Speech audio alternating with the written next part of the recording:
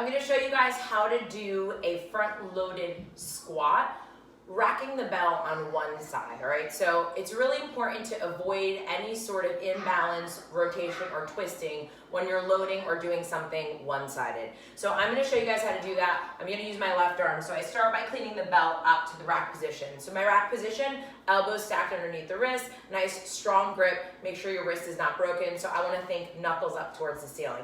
Then I'll set my feet into that squat position. So mine, a little wider than hip distance. Everyone's got a slightly different squat position depending on your mobility.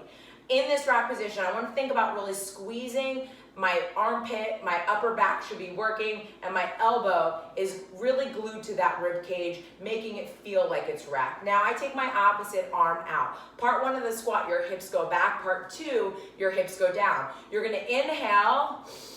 As you lower, sit back in the heels. I keep my elbows stacked underneath my wrist, which means the elbow has to come away from the body a little bit.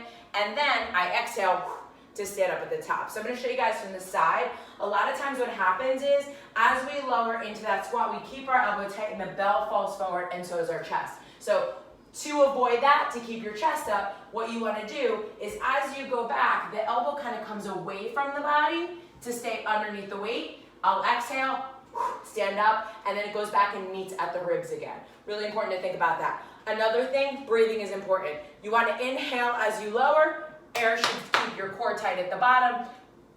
Exhale on the way up. Never go into that squat with no air inside that belly. All right?